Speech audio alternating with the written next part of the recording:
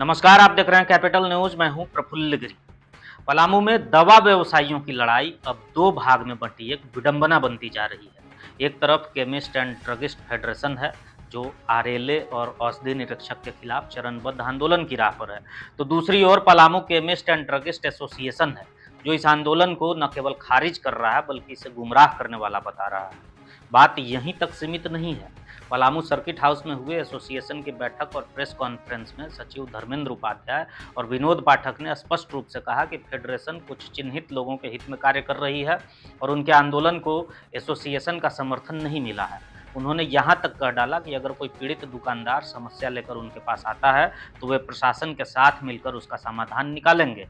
अब सवाल उठता है कि क्या पलामू के दवा व्यवसायियों की लड़ाई वाकई व्यवसायियों की है या ये अब सिर्फ संगठनों के बीच प्रतिष्ठा और वर्चस्व का संघर्ष बन गई है। जब लड़ाई दो राह पर खड़ी हो तो मंजिलें भटक जाती हैं। फेडरेशन आंदोलन कर रही है, वही एसोसिएशन कहता है कि जो भी समस्या है उसका समाधान शांतिपूर्वक किया जाए।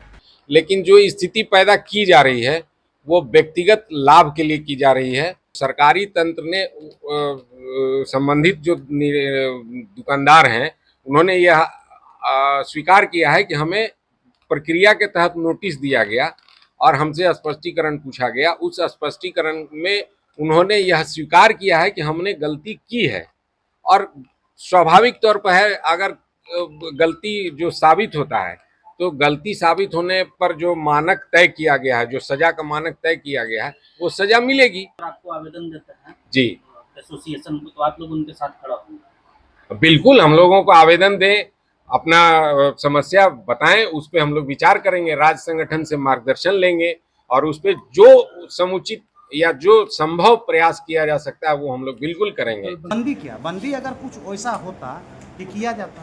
जैसे अभी बताया गया कि 11 दुकान का निलंबन है, आप 6 दुकान के क्यों मुद्दा उठा रहे हैं? 11 के बात कीजिए।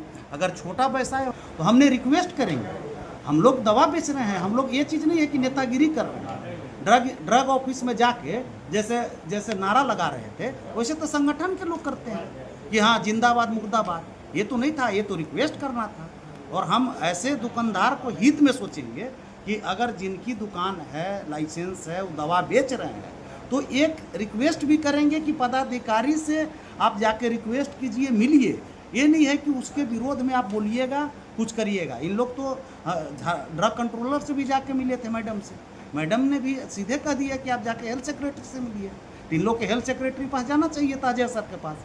अजय सर से मिल के समस्या का समाधान करना था। ये नारा लगाने से थोड़े होगा। अब तो 60 दिन के लिए निलंबन हो गया तो हो गया है, 60 दिन के बाद कुछ होगा। ये समय किसी संगठन विशेष की प्रतिष्ठा बचाने का नहीं है, ना ही किसी नेतृत्व को नीचा दिखाने का। ये वक्त है पूरे दवा व्यवसाय समुदाय के हितों को केंद्र में रखकर एक मजबूत रणनीति बनाने का। आंदोलन हो या संवाद, दोनों का रास्ता तभी कारगर होता है जब समर्थन व्यापक हो और नेतृत्व संपूर्ण हो। अगर फेडरेशन अकेले संघर्ष करती रही और एसोसिएशन प्रशासन की तरफ से खड़ा रहा तो अंततः नुकसान पूरे व्यवसाय जगत का होगा और फायदा सिर्फ व्यवस्था को मिलेगी। जानकारों की माने तो दोनों संगठनों को चाहिए कि वो एक साझा मंच पर आएं, मतभेद भुलाएं और न्यूनतम साझा एजेंडा तय करें। चाहे आंदोलन करना हो या प्रशासन से वार्ता करना हो, स्वर एक होना चाहिए, क्योंकि बटी हुई आवाज़ें कभी भी गूंज नहीं बन पाती। व्यापारियों को ये भी तय करना होगा कि वे संगठन के पीछे हैं या संगठन उनके पीछे। उनकी चुप्पी ही सबसे बड़ा हथियार बन जाती है उन व्यवस्थाओं के लिए जिनसे वो लड़ना चाहते हैं।